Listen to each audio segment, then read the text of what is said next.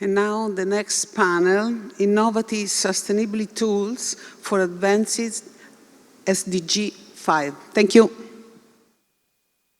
Thank you. Thank you for the introduction. Hi, I'm Alessandro Pulcini. I'm an editor at Fortune Italia, and I'm thrilled to be part of this, this panel of the 2021 Women 20 Rome Summit. This panel will be on the link between sustainability and gender equality, possibly exploring new tools, new sustainable tools for the advancement in the SDG 5. I'm very happy to be part of this because this is the first time W20 is doing this. This is the first time we're talking about this topic, environmental sustainability. And it was introduced in last December by the Italian presidency of W20. I'm very happy because just like the pandemic crisis and just like the technological and labor revolution we're living in the climate crisis, women have a leading role. And even in the climate crisis, they're doing so much without having the tools to do much more. Our hope today is to discover at least beginning to discover some of those tools with the help of our guests. Talking about the climate crisis, we already have some example of how women are drivers of change, because in the activist world there's a strong presence of women activists, and that activism is becoming more and more important in the climate debate as it's tackling the climate change debate even in the board of directors of oil and gas companies. Despite that, the gender equality, let's say, crisis, it's still a decision-making crisis, and it's at that level that we can tackle climate change. Maybe it's a coincidence, but a female EU Commission President just yesterday introduced a new, probably the most ambitious institutional climate plan yet, even though many people say it's not ambitious enough. And it was von der Leyen at the beginning of this summit who reminded us how it said she's probably going to be the only woman at the G20 summit in October. And how much has to be done to reach SDG5, the SDG5 by 2030. Talking about the similarities between the pandemic crisis and the climate crisis, it should be helpful for focusing on agriculture and the protection of land. Because talking about that means talking about the food crisis, the water crisis, the well-being of entire populations, and of the climate crisis and of the role women are having in all this crisis. It's a sort of overview on the importance of the implementations of environmental and social SDGs. I would like to point out that women represent around half of the total of the agricultural labor force in developing countries, so it's a very important theme. Yet rural women, of course, face greater difficulties accessing to education, infrastructure, and so on. So that's why our first guest is Maria Elena Semedo, with a video message, I think, who is Deputy Director General of FAO. Mr. Pietro Bertasi, Miss Irene Davi, Miss Elena Gualenga, and Mr. Matteo Ward. Excellencies, ladies and gentlemen, 2020 will go down in history as the year that challenged the deepest foundation of our societies as we tackle the COVID-19 pandemic. It also highlights women's vulnerability resulting from too often being underemployed, underpaid, underpromoted, and undervalued, with women bearing the greatest impact from the COVID-19 pandemic. This is especially true in rural areas, where women make up over half the labor force in agriculture areas. Usually, the lowest step of the economic ladder, are primary caregivers and play a key role as custodians of our natural resources. Barriers that hold women back keep the whole of society from thriving fully, not only marginalizing women and girls, but curbing their potential and hindering their participation as productive, positive contributors to communities and economies, and to deal with shocks such as COVID-19. As we look to emerge from this pandemic, we must turn crisis into opportunity to achieve gender equality and women's empowerment.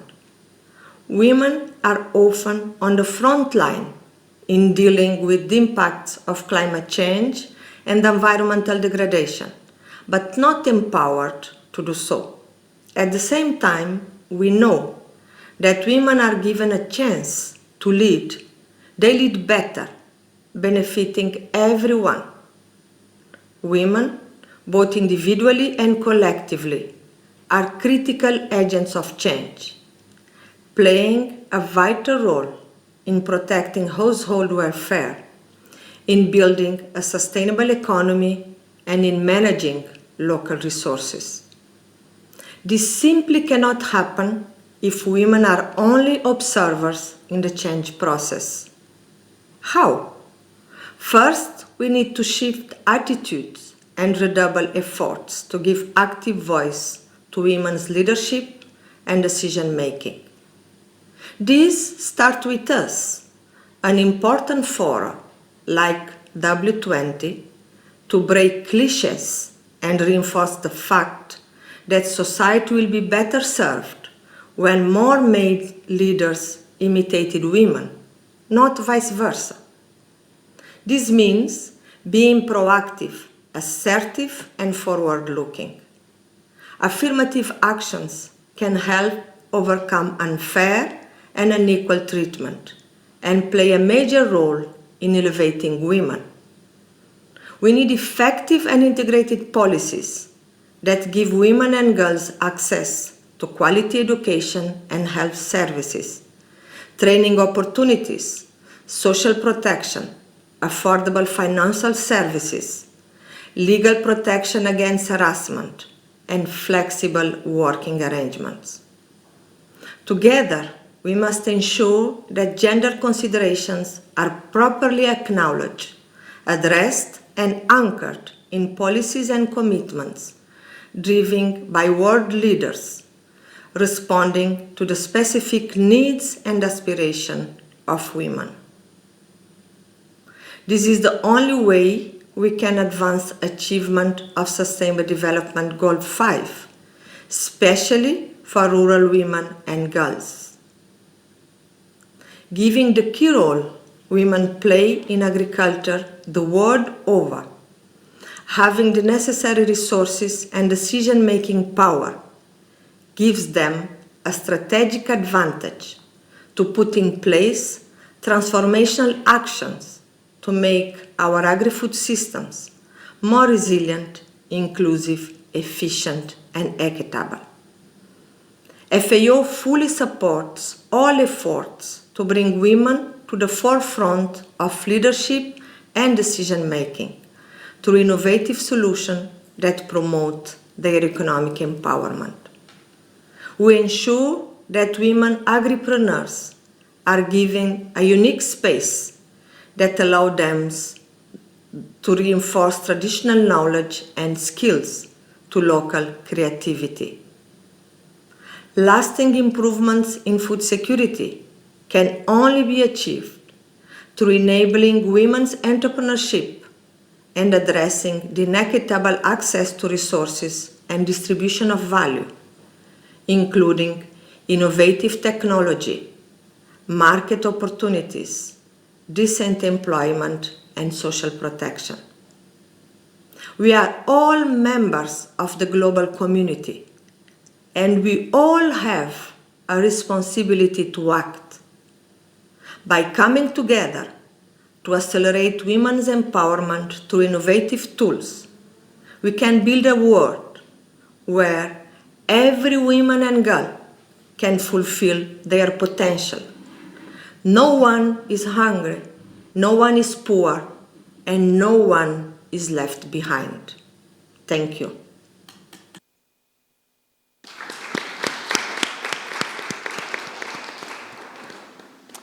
Thank you to the Deputy Director General FAO. You heard she talked about policies. Policies means standards, and standards mean data. That's what we're going to talk about, the importance of data and disclosure of businesses and institutions, and what is data saying about SDGs with Pietro Bertazzi, who is Global Director of Policy Engagement and External Affairs at CDP, that for Italian viewers is not Cassa Depositi e Prestiti, but Carbon Disclosure Project. Hi. Do you hear us? Hello, good day, everybody. I can hear you loud and clear. Thank you. Thank you for being here. I would like to, in 2020, you stated that for 77% of the SDG indicators relating to the environment, there is insufficient data to assess progress in the 68% of cases, or the target is unlikely to be achieved without a significant increase in initiatives in the 9% of cases. Now that we are facing an economic restart, we hope, do you think, let's talk again about disclosure. What's the situation? How are companies doing, especially on SDG5? And how can we understand the difference between real commitments and greenwashing or just storytelling? Many thanks for the floor, and thank you for inviting me. Let me just start apologizing for not being with you in person. I'm very happy that I can contribute in a digital way.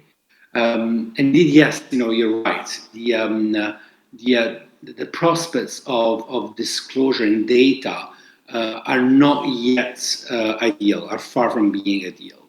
According to the UN Environment latest report evaluating the progress on the SDGs, the progress to realize environmental sustainability has been insufficient. This is part due to the fact that the 58 of the SDGs environmental indicators have no data or insufficient data. So there is a data gap, and this is not a news. Since the creation of the Agenda 2030 for Sustainable Development, there was a clear understanding that we would have experienced lack of data. The agenda is very broad, of course, very detailed, and the system, the National Statistical Office's systems were not ready to offer the right insights to monitor the progress of such agenda. Luckily, we experienced in the past few years a steep uptake of the practice of disclosure among companies around the world. That doesn't mean that they are doing the right thing, but it means that there is more transparency on topics which are related to the what we usually call the ESG, environmental, social, and governance issues. And this actually can give us an opportunity to fill some of the data gaps with data that comes from corporate disclosure. Recently, at CDP, we've been creating a publication looking at how the data that we have is actually can first of all drive action on the sustainable development goals, and how we can use the data to assess progress and for policymakers to understand what are the actions that need to be taken to address those issues. We realize that disclosure can be, despite it feels a quite mechanic and dry effort, it can be indeed pretty political, and it's crucial actually for policymakers to have a steer on what companies will need to disclose. The steer is given by policymakers, but not only. It's given by all of us as customers of companies. It's given by investors that can play a stewardship role towards the companies. But if we focus on, we're talking in the setting of the G20, so let's focus a bit on the role that policy can play. Indeed, in the G20, and it's very encouraging to see that both the B20 and the W20 have been looking at the topic of disclosure as a way to advance the agenda of the G20.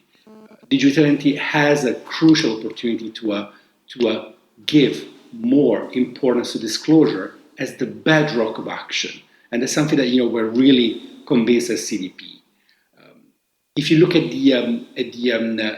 our data, and for those of you that are not familiar with the organization, CDP is a not-for-profit organization that collects data and disclosure among companies, but not only, even cities, states, and regions disclose on our platform. And if you look at this amount of data, the data that we collect is about environmental sustainability, but it's crucial to see that actually those have hidden a lot of what we will call golden nuggets that will provide insights about companies' performance on the broader spectrum of the environment, but even on the social and governance. Coming on the topic that we're discussing today, which is the gender topic. Of course, if you look at the recent report issued by the UN Statistical Commission, the UN SDG report 2021, it came quite evident that women equal participation in decision making, crucial for the COVID response and recovery, remains a distant target. We've been experiencing quite a steep increase of disclosure on the topic of gender and diversity by the companies. But this has been actually driven by policy and regulation tackling, for example, the board composition of the leadership composition of the companies. So indeed, we can use the opportunity of policy fora, such as the one of the G20, to improve the visibility and the action on the topic of gender through corporate disclosure. I would like to follow up asking you, what's the situation right now? Was the pandemic here stop for progresses on disclosure? Yeah, no, thank you for the question. And this is something that was pretty unpredictable before the pandemic. In 2020, at CDP, we celebrated 20 years, but we celebrated as well quite an important milestones. We actually achieved 10,000 organizations reporting on our platform, which is a great milestone for us. And this has happened despite the pandemic. So I think it's quite important to observe that there might have not been a connection, but the opportunity that the pandemic has offered us, and some countries are actually taking on that opportunity, is to reset the economy, to we usually say build back better, and trying to use the economic stimulus to reallocate capital flow and capital allocation towards a more inclusive, a more sustainable, and more resilient economy. Further, if you look at the broader ecosystem, I call the ESG ecosystem the ecosystem of organizations as well as policymakers, standard setters that work on the topic of disclosure. Actually, 2021 has been quite an important year. We experienced, a great uptake of disclosure and a huge political momentum on this topic. Based on the TCFD, the Task Force on Climate-Related Financial Disclosure recommendations that were actually born within the remit of the G20, with the Financial Stability Board actually involvement in this. We've been experiencing many countries are committing to mandate climate-related disclosure using the TCFD as a basis of this kind of disclosure. And in the G7 meeting in June in the UK, the G7 countries actually committed to raise the bar in terms of disclosure and ambition based on the TCFD recommendations. But that's not the only development.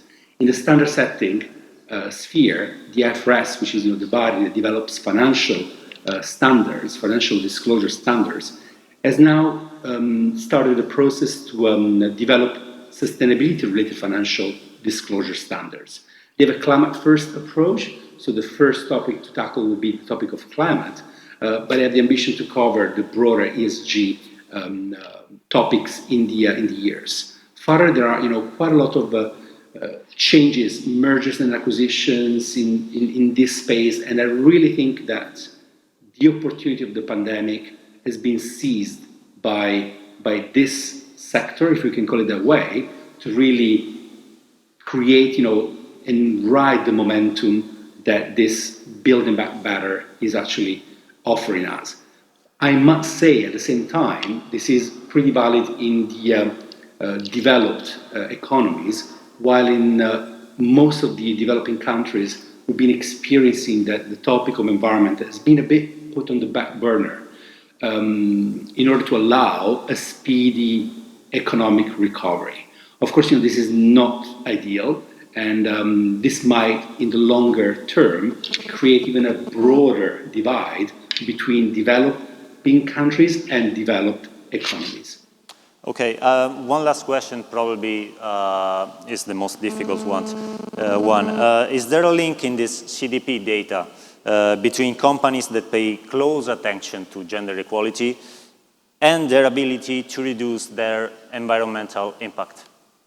Yeah, the focus of CDP is environmental. We were born and created 21 years ago to advance the topic of climate and to address the issue of climate. In 2015, the Paris Agreement created, of course, a huge boost on the topic of climate. And I think, it's not a case that 2015 has been such an important year with the adoption of the SDGs and the Paris Agreement. But the Paris Agreement is, so to say, gender blind. So the topic of gender is not really embedded in the Paris Agreement itself. There are connections, of course. We can argue that there are, connections with the just transition, but the topic of gender is not front and center. And there's not a case that actually at COP25, a group of governments have been advancing a gender agenda within the Paris Agreement. And I think, this is pretty important. But I'm taking a long ride to respond to your question, and I don't have a clear connection, but I would like to put it in a different way.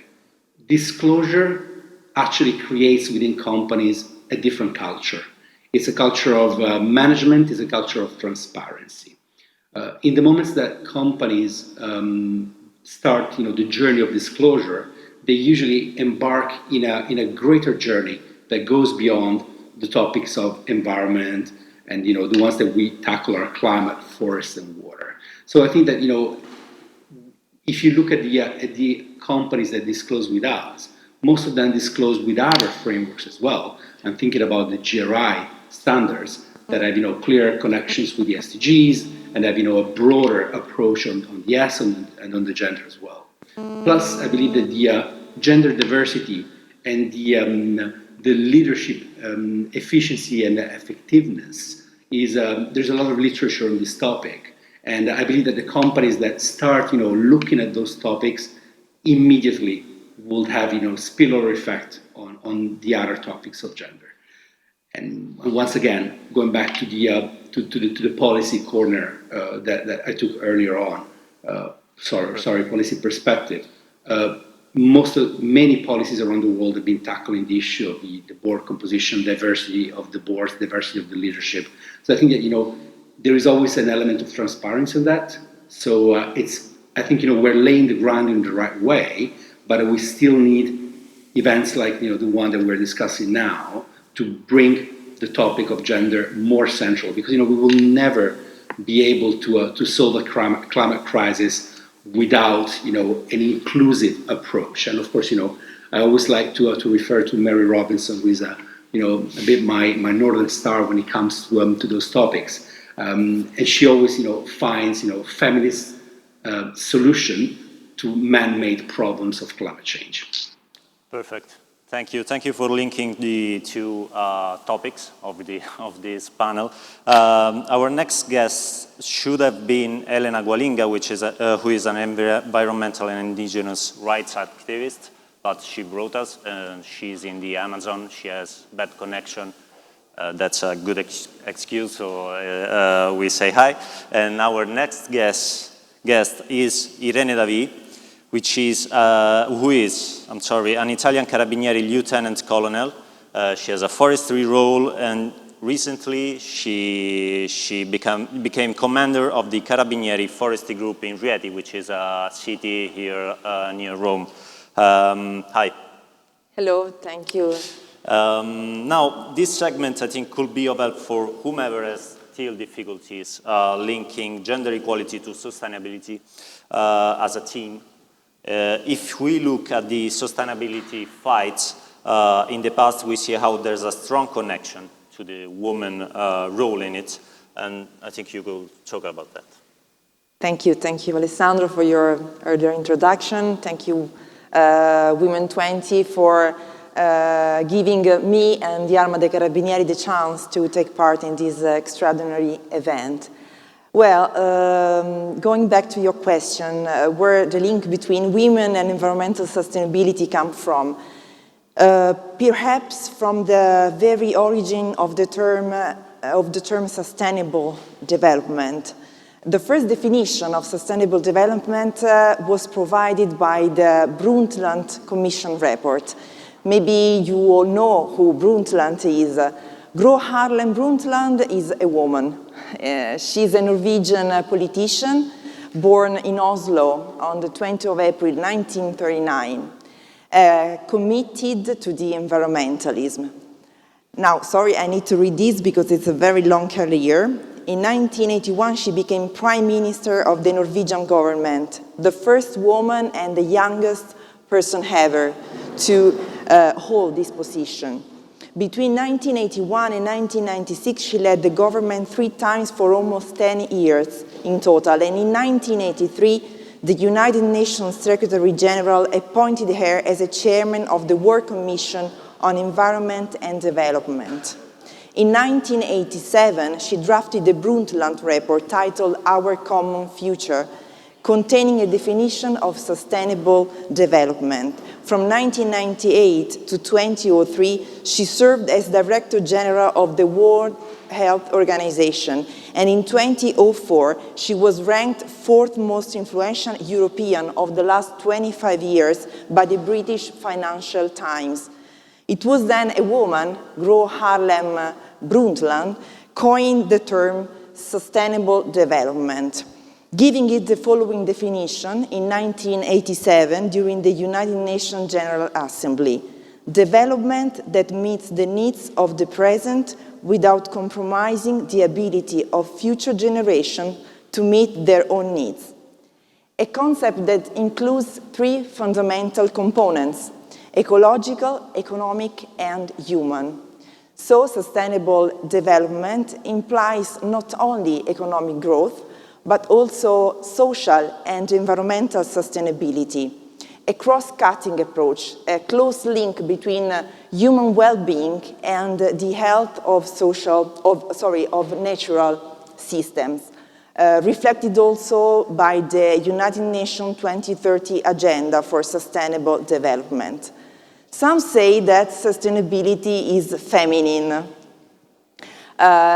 since women are at the heart of it. Women give life, they take care of others. They are often promoters of policies, cultures, socioeconomic approaches that take into account the defense of life and environment. Women are more sensitive to global environmental issues, according to many researchers, and they are also more sensitive to the needs of a younger generation. They have a multi-dimensional vision of life just because they are mothers. Some may argue that, for example, if you think of how many movements are actually led by women, movement for the protection of environment, This is the case of Vandana Shiva. Everybody knows Vandana Shiva. She's a famous Indian scientist with a degree in nuclear physics, leader of the Green Revolution that inspired the mobilization of more than 500,000 farmers against the biotechnological monoculture by multinationals. Can I interrupt you for a moment? Sure. I would like to talk about another topic which is closely related to this. We often forget how environmental defense has a lot to do with criminal activities and the control of criminal activities. And I think you have a lot to say about that, looking at your career. Yes. Some may argue that, for example, being on the front lines against poaching is a man game, too far from the fairer sex. But this couldn't be actually farther from the truth if you think that at all levels, women are actually occupying crucial, critical roles in the fight against wildlife and environmental crimes. For example, in the Carabinieri, women working in the environmental sector are more or less 20% of the entire specialist component, whereas the percentage of Carabinieri women are around 5% of the total personnel of the Corps. My personal experience as a police officer fighting environmental crime started when my eyes met the eyes of Minnie, a 33-year-old chimpanzee. We were actually the same age when we met each other. She had never seen her own counterparts. Maybe she had a faint memory of her mother, from whom she was actually turned away when she was a few days years old, to be raised by humans, to be used in a circus and exposed to the ridicule of people who still see in these wonderful animals the reflection of a funny human image. Minnie was illegally detained, and for this reason she was seized by the Carabinieri and taken to a rescue center. It was not possible, unfortunately, to reintroduce her into the wild due to her inability to adapt and survive in a wild environment. And over there, far away from Africa, Minnie met for the first time her counterparts, other chimpanzees that were seized in the most diverse situation by the Carabinieri. And over there, Minnie met Pepe, a male chimpanzee that took her in, facilitating her integration with the rest of the social group and becoming her best friend. Chimpanzees are social animals. They have an articulate language. They have an extraordinary range of behavior, vocalization, social interaction, just like us.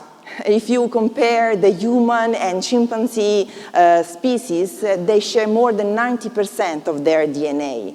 So how much life was denied to Minnie? Minnie was just a witness, a living witness of the disaster of the environmental crime. But how many animals are still taken away from their habitat? How many forests, whole forests and landscape are destroyed due to the man-made threats?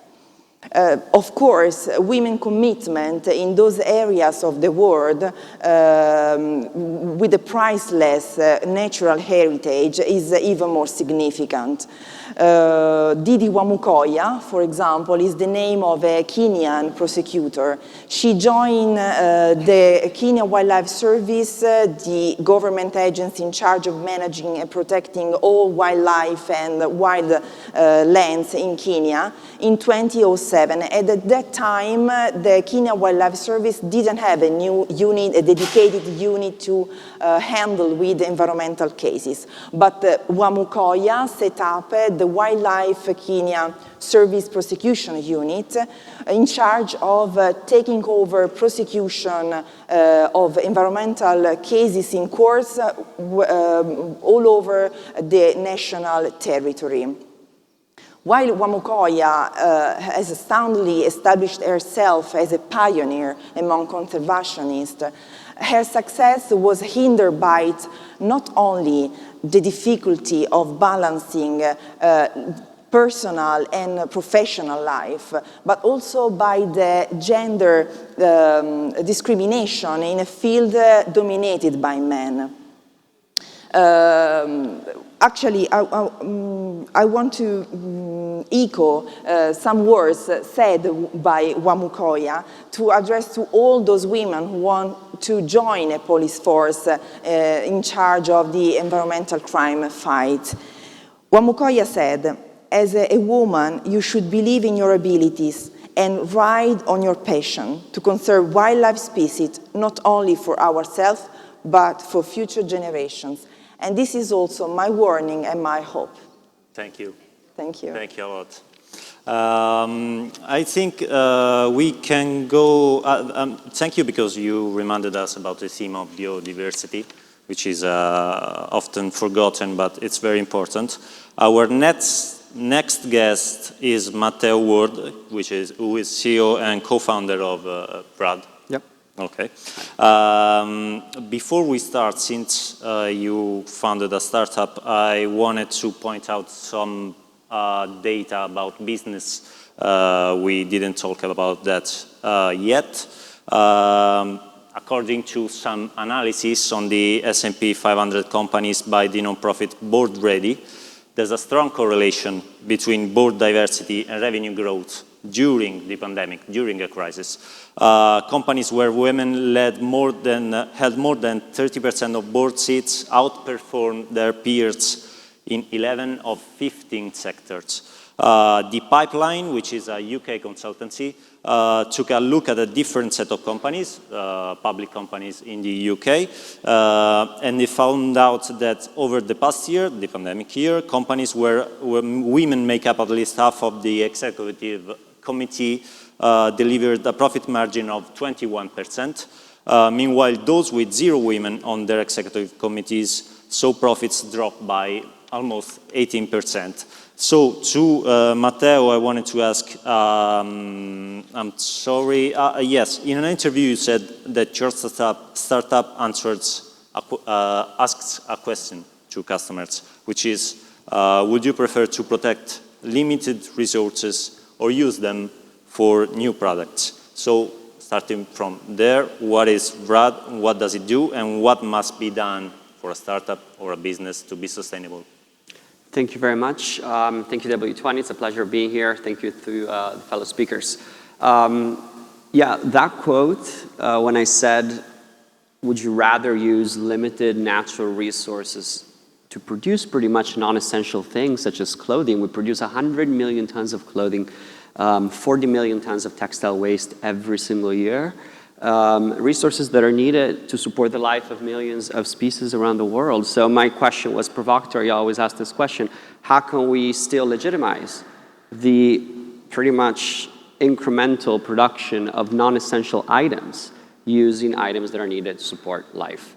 And this question led me personally to kind of challenge my status quo, because I used to come from the problem. I've been working in a massive, like, textile production, fashion company for several years. You were in Abercrombie on the Diversity and Inclusion Council. I was at Abercrombie & Fitch, yes. I was at the Diversity and Inclusion Council. Before that, I was senior manager, and I was actually part of the expansion of the brand in Europe.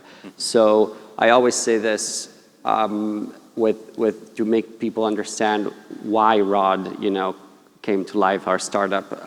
My success rate was based on how many units of clothing I was able to sell. The moment you wake up and realize, well, people don't really need that much clothing.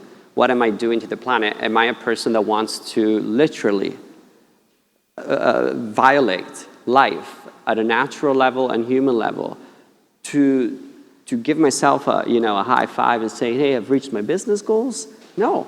So what do? I had no idea. I challenged myself. I quit the company, and I started, ROD as a nonprofit educational movement. Our first focus was education, raising awareness about the true social and environmental cost of what we were doing, where social dimensions and environmental dimensions are always intertwined.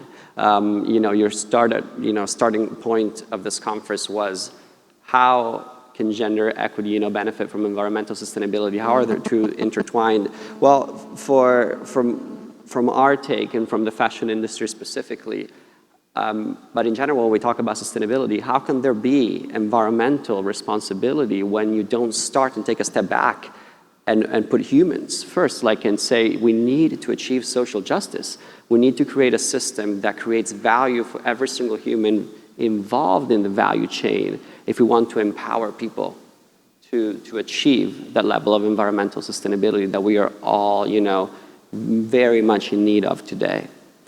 That was the starting point. Clearly, it's a task that's bigger than me and it's bigger than the team I was putting together. So we're like, we need to invest in innovation. So we founded the innovative startup. We started to invest in new technologies that were able to challenge the status quo, creating new supply chains, and then came design. But to today's topic, I think a lot of points were made in the session that were very interesting and very valuable. The Deputy Director General of the FAO said, women are the custodians of our natural resources in agriculture and in many, many industries. For fashion, it's exactly the same thing. There's not much difference from the jacket you're wearing, the shirt I'm wearing, and a piece of bread. They all come from the same natural resources: land, energy, water, people. Who are these people? The fashion industry employs around 65 million people. 80% of these are women. I don't even want to sit here and say, oh, women are everybody's discriminated in the fashion industry, and that everybody happens to be, vast majority of women, that at every single step of the value chain are excluded from participating and taking part in the value that it is then created and just unequally distributed on the commercial side. I want to give you some facts. I think Yes. The industry of fashion is defined by an intrinsic degree of contradiction and paradoxes. On the one hand, as I said, we have 80% of the people in the supply of fashion that are women. On the consumption side, women female market represents 226% more, they spend more than the male counterpart by 226% more. On the other hand, we only have, on average, this data it's a little old, it's 4 years old, but looking at numbers in some of the 50 biggest fashion companies around the world, only 14% of them had female leadership positions. 4 years ago. Yeah. And also another fact, these garment workers only take on average 1 to 3% of the end value of the products that are sold. This is interesting because in the fashion industry, there's a strong communication relating to sustainable goals and gender equality goals. Then how much of it is just greenwashing and marketing? I would say, almost all of it, to be quite honest. I think the success and literally the contemporary success of a lot of apparel brands is based on the oppression and violence against millions of women around the world. There's no other way to say it. And there's not much to joke about it. The only reason why we've been able to put on the market products at such a cheap price at these incremental growth rates is because we are excluding from the equation the human value of these millions of women that create our clothes every single day. And we're not just in the developing countries, I think. No, they're everywhere. We always think that's a great question. We're always thinking about Bangladesh, Cambodia, Vietnam, China, yes. But Italy? Has a great tradition of... Oh my gosh, I'm half American, half Vicenzian. I come from Vicenza, which is a great textile hub. Do you know we have over 100,000 people that have been right now completely contaminated by chemicals that have been illegally dumped into our water streams in supply chains that were predominantly female? Why are we doing this? How are we allowing to put the life of these millions of people behind the profits of an industry that is literally unsustainable by definition. A lot of the targets that are pushed out in media, marketing, communication campaigns have to do with environmental goals. We want to decrease CO2 emissions, and that's great because the fashion industry accounts for around 4% of global greenhouse gases, and that's important. We want to create a more circular supply chain, and that's great, but how are we going to ever be able to achieve that if the people in the value chain, from the production of our fibers, all the way to the manufacture of the products, only take around 1 to 2% of the end value of the product? You're not empowering them. If you have to work 16 hours a day, 7 days a week, and you have to worry about reaching the end of your, getting to the end of the month, or having to worry about having a kid because what if he gets sick and I can't send him to a doctor? How are you going to be able to invest in making sure that what you're doing is protecting the natural resources in which you're in? We were talking about being the custodians of our natural resources. We need to empower people to be the custodians of natural resources. We need to create an industry that is based on empathy, that is based on integration, rather than just diversity.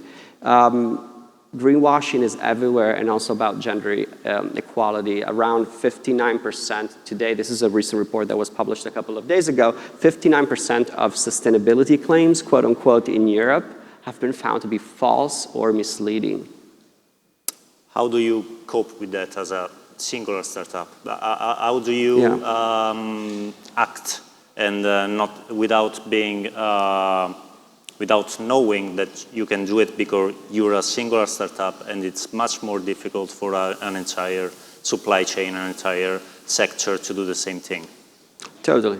I think number one is thinking yourself not as a singular startup, but as of a unit of a bigger system. Like this challenge is bigger than me, it's bigger than you, it's bigger than the W20, it's bigger than all of us together. This is why we have to stick together and start from the assumption that collaboration is the first key. We are different, we all have different agendas, we all have different goals, but at the end of the day, we are united in our diversity, I believe, so by the desire to protect life, number one. So we started with that. Number two, you build a network of collaborators. You find the partners that are sharing these values, and we're like, what can we do together to do that? Number three, you look at the issues. The primary issue of why the fashion industry is such a negative, industry from an environmental social point is the fact that we have supply chains that we cannot monitor.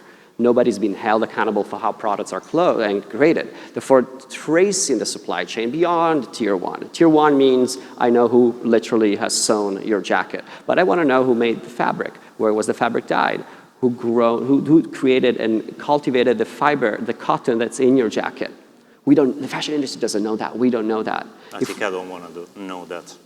Case of this jacket. Oh, really? I don't know. You don't? I don't know. Well, if you knew, I was going to be happy about it. But the thing is, if you go back to the origin and if you're able to trace every single player of supply chain, you can hold brands and you can hold as a brand yourself accountable to social and environmental justice. The fashion industry is unable to do that. So we started to collaborate with the Polytechnic of Milan and many different players to increase and enhance traceability in the supply chain. Ultimately, let me allow you to say this, we're in an institutional framework.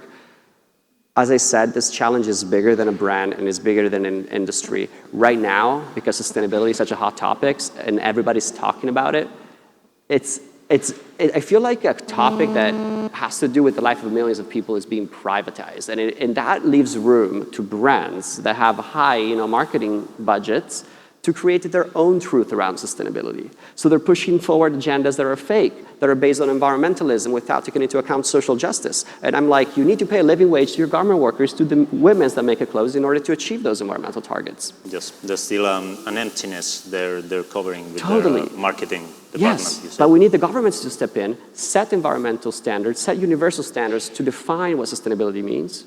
We need governments to deprivatize the certification industry in order to step a step above and say we are preserving and making sure we are supporting companies that are doing it right, that have the value of humans at the center. We have to take step forwards to increase and give incentives to companies that want to trace the supply chain, ultimately to really embrace and bring the people who make our clothes into the narrative and the value of what we buy. Perfect. Thank you. Thank you. Now, we're near the closing time of this panel, so I would like to go back to Dr. Pietro Bertazzi. And as a closing point, I would like to ask, taking inspiration from the title of this panel and what we talked about, are there innovative sustainability tools that the world could use for gender equality and the advancement on SDG5? Thank you. And I will risk to be unpopular, but I think that innovation is incredibly essential to tackle the challenges, but at this stage, we need to mainstream the solution. So we need actions that will make, gender consideration in mainstream decision-making processes. In that sense, linking back to the main point of my intervention, which was disclosure, we do need to make disclosure common practice among all companies. And I really enjoyed the approach of Mr. Ward. It is about supply chains, and when we talk about impacts are the ones that happen wherever they happen. So if they happen in the supply chain, it is the responsibility of the company to monitor and to mitigate the risk within the supply chain. Another thing that I believe it is maybe it's a bit more innovative compared to what the common practice is at the moment, and it's the using a science-based approach to setting sustainability targets. Science is pretty clear with us. The science about climate tells us that we must keep global warming within 1.5 degrees, and the science that shows that the science coming from the gender studies shows that we do need to take in consideration the topics of gender in decision making. So I think that having the science-based approach is essential. Last point is about accountability. We touched about greenwashing, and I think there is the concept of SDG washing, cherry picking.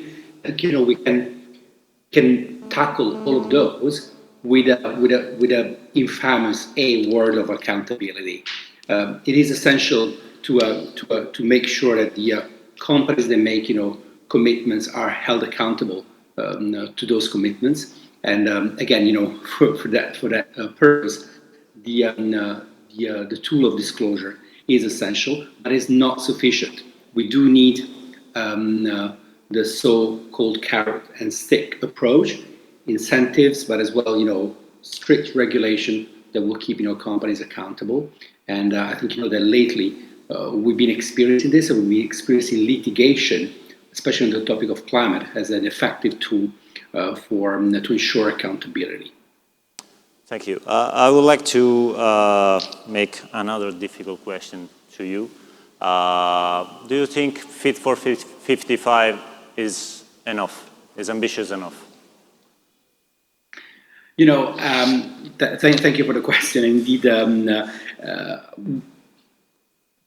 I will take a very, realpolitik approach. It is, an amazing plan. It is one of the most ambitious plans that we have at the moment in the world, if you look at the global scale. So I think that, we are definitely supportive of the decision of the European Commission. And of course, we will keep, pushing for ambition. One of the key concepts that we use in our work with the policymakers is the so-called ambition loop. So even in advising the European Commission, we looked at what were the commitments taken by the companies, and we're advising the European Commission at what level those commitments could have been translated into policies that would bring the laggers, so the other companies that are not taking those commitments on board. So I think that this approach of the European Commission is very meaningful and will definitely lead Europe, and I think will have an impact beyond the borders of the European Union. Thank you. Thank you so much. Now we go back to Irene Davi, and now we heard about greenwashing, etc. We often hear about a growing sensibility for sustainability, environmental sustainability, gender equality in businesses. Is that happening in the armed force forces, the one that have often to protect the environment. And what future scenarios do you think could be happening in a near future? Well, first of all, as you said, we are talking about another sector, public administration, so it's unavoidable to distinguish these two different sectors. Of course, I think I work in the Arma dei Carabinieri, so I can actually bring the example of the armed force in which I spent my life at the moment.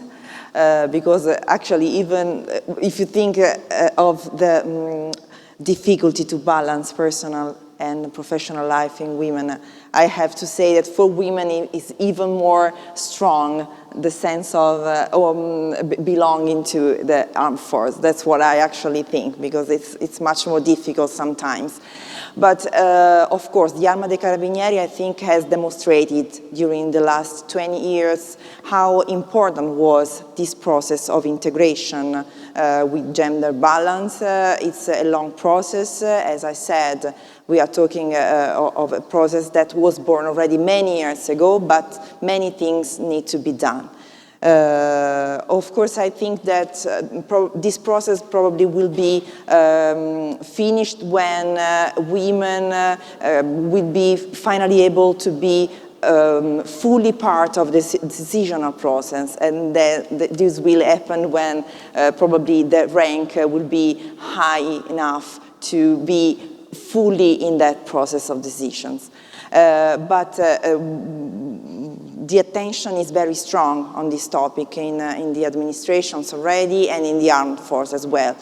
Many efforts have been done already. And the Arma dei Carabinieri is bringing also another example, which actually started a few years ago with the reorganization of the National Forestry Corps in the Arma dei Carabinieri, which now represents the biggest police force in the European Union, with a strong leadership in the front of the environmental sector. We are the biggest police force in terms of human resources, but also in terms of contribution to the operative activities that actually have been carried out all over the European territory, with a strong example in the modus operandi that we are actually applying in this sector, and also for the work that has been done abroad in the non-EU country, in the African countries, for example, with the training to African rangers, which actually need the training for what we said before, the importance of their natural heritage, which is also important for all the world. So I have to say that we have many steps to be that have to be done in front of us, but we are on the right path. Yeah. So it is still a decision-making team, even when it comes to gender equality and how even the armed forces are evolving around it. Yes, because I think in a big organization such as an armed force, of course, you need standards, you need processes, you need procedures. And procedures are already in place for listening to the, for example, women needs. No? We have also laws, we have a lot of frameworks, law framework that we can actually apply to the needs of women and families. But this process needs to be concluded, that's my opinion, when actually the women rank will be high enough. And I think we will see a change in the next future. Thank you. Thank you so much. And now to Matteo Ward again. Same question as Dr. Bertazzi, taking inspiration from this panel title, which was very difficult to discuss. I remind you, it's the first time W20 does this. Are there innovative sustainability tools that the world could use for gender equality and the advancement on SDG5? Thanks again. I agree with Dr. Bertazzi. I think, innovation is a tool, but it's not the solution.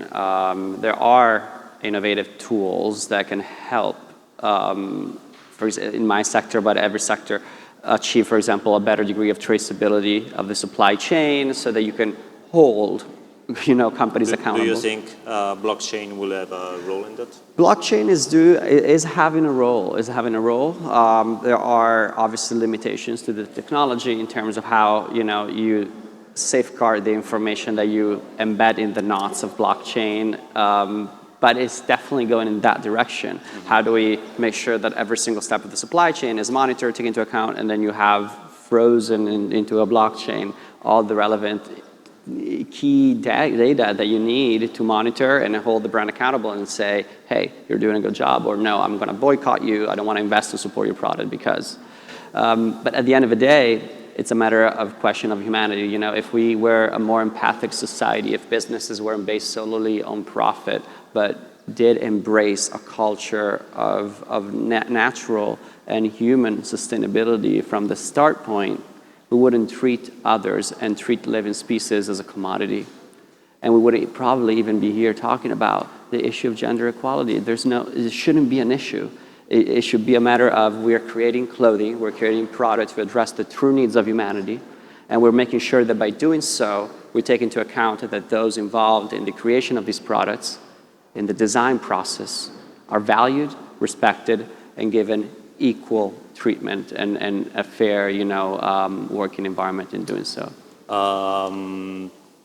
What do you think about the progresses we're doing on it?